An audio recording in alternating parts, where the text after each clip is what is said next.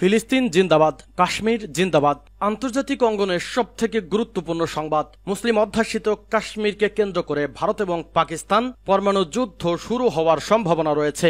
এই যুদ্ধকে কেন্দ্র করে পুরো পৃথিবী এখন তৃতীয় বিশ্বযুদ্ধের আশঙ্কা করছে। প্রথমেই জানিয়ে দেব হামলার শঙ্কায় বন্ধ মুসলিম অধ্যুষিত কাশ্মীরের 48 পর্যটন কেন্দ্র।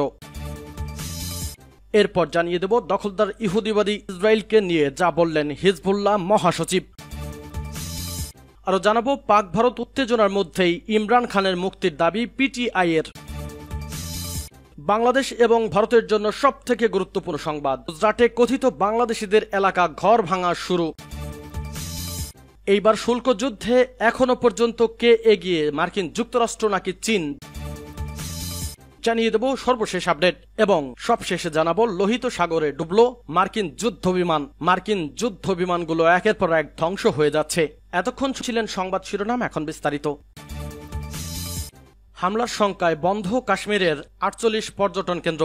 আবারও সন্ত্রাসী হামলার আশঙ্কা রয়েছে জম্মু কাশ্মীরে, আর সেই খবর সামনে আসতেই তড়িঘড়ি করে উপত্যকার 48 পর্যটন কেন্দ্র বন্ধ করে দিয়েছে স্থানীয় রাজ্য সরকার। সর্বভারতীয় সংবাদ মাধ্যম জানিয়েছে ঝুঁকি এড়াতে কাশ্মীরের মোট 87টি পর্যটন স্থলের মধ্যে 48টি সাময়িকভাবে বন্ধ করে দেওয়া হয়েছে। তার মধ্যে রয়েছে বেশ কিছু জনপ্রিয় পর্যটন কেন্দ্র। মঙ্গলবার থেকে অনির্দিষ্টকালের জন্য বন্ধ থাকছে জম্মু ও কাশ্মীরের 68টি জনপ্রিয় পর্যটন স্থল। ঝুঁকিপূর্ণ এলাকায় অবস্থিত হওয়ায় বন্ধ করে দেওয়া হয়েছে এ সমস্ত পর্যটন কেন্দ্র। এগুলির মধ্যে কোনো কোনো স্থানে পুরোদমে শুরু হয়েছে সন্ত্রাস বিরোধী অভিযান। সরকারি এক কর্মকর্তা জানিয়েছেন গুলমার্গ, সেনমার্গ, ডাল লেক সহ অন্য যেসব পর্যটন কেন্দ্র খোলা রয়েছে সেগুলোতেও নিরাপত্তা বৃদ্ধি করা হয়েছে। শুধু তাই নয়, পহেলগাঁওয়ে হামলার পর থেকে জম্মু ও কাশ্মীরের শ্রীনগর, ডোডা এবং কিত্তোয়ারের বেশ কিছু জায়গায় অভিযান চালাচ্ছে জম্মু কাশ্মীর পুলিশ। ইসরায়েলকে নিয়ে যা বললেন হিজবুল্লাহ মহাসচিব। হিজবুল্লাহ মহাসচিব বলেছেন লেবাননের প্রতিরোধ আন্দোলন ইসরায়েলের সাথে করা 27 নভেম্বরের যুদ্ধবিরতির প্রতি সম্পূর্ণরূপে প্রতিশ্রুতিবদ্ধ।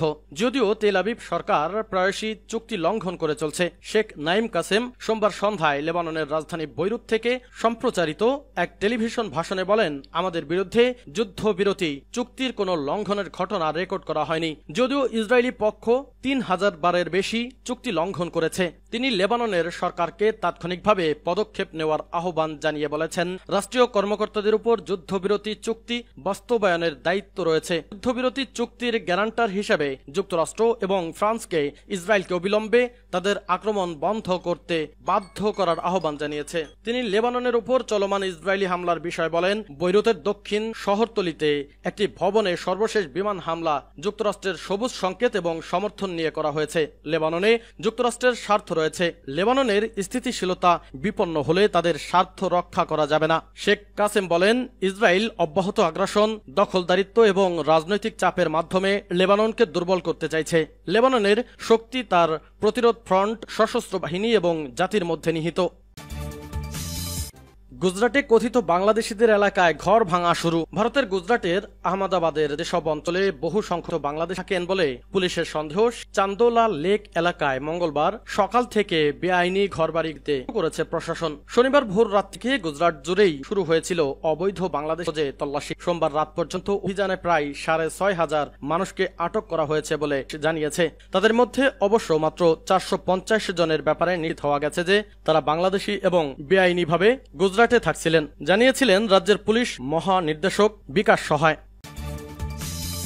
শুল্ক যুদ্ধে এখনো পর্যন্ত কে এগিয়ে, চীন নাকি যুক্তরাষ্ট্র? যুক্তরাষ্ট্রের প্রেসিডেন্ট ডোনাল্ড ট্রাম্প গত 9 এপ্রিল দেশটির বাণিজ্য অংশীদারদের উপর পারস্পরিক শুল্ক করার পর চীনা পণ্যের উপর শুল্ক, চীন থেকে আমদানি করা বেশিরভাগ পণ্যের উপর মার্কিন বাণিজ্য শুল্ক 135% হয়েছে।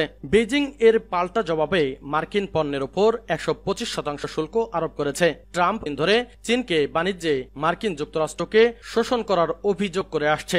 তিনি দেশীয় উৎপাদন পুনরুদ্ধিত করতে এবং মার্কিন যুক্তরাষ্ট্রে কর্মসংস্থান ফিরিয়ে আনতে প্রয়োজনীয় শুল্ক আরোপ করেছেন। তিনি কর হ্রাসের অর্থায়নের জন্য শুল্ক ব্যবহার করতে চান। বেশিরভাগ অর্থনীতি সন্দেহ প্রকাশ করেছেন ট্রাম্প তার লক্ষ্য অর্জন করতে পারবেন।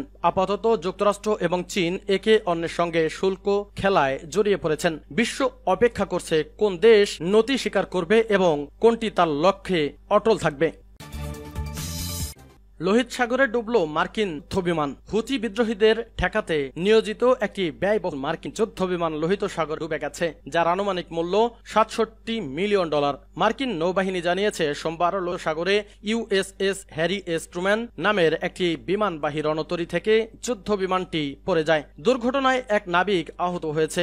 মঙ্গলবার এক প্রতিবেদনে এ খবর দিয়েছে ভারতীয় সংবাদ মাধ্যম এনডিটিভি। নৌবাহিনীর বিবৃতিতে জানানো হয়, বিমানটি একটি ট্রাক্টরের সাহায্যে টানা হচ্ছিল, যেটি নিজেও নিয়ন্ত্রণ হারিয়ে সমুদ্রে পড়ে যায়। বিবৃতিতে বলা হয়েছে, FA-18E মডেলের যুদ্ধবিমানটি হ্যাঙ্গার বেতে টো করা হচ্ছিল যখন নিয়ন্ত্রণ হারিয়ে সেটি টো ট্র্যাক্টরের দুটোই পানিতে পড়ে যায়। এর আগে গত বছর ভুলক্রমে USS Gettysburg guided missile cruiser থেকে গুলি ছোড়ার ফলে একটি FA-18 যুদ্ধবিমান ধ্বংস হয়, যদিও সেই ঘটনায় 2 পাইলটই প্রাণে বেঁচে যান। উল্লেখ্য, ইউএসএস ট্রুম্যান মধ্যপ্রাচ্যে মোতায়েন থাকা মার্কিন বিমানবাহী রণতরীর একটি মার্চ মাস থেকে যুক্তরাষ্ট্র ইয়েমেনের হুতি বিদ্রোহীদের বিরুদ্ধে বিমান হামলা চালিয়ে যাচ্ছে, যাদের কারণে ওই অঞ্চলের জাহাজ চলাচল হুমকির মুখে পড়েছে।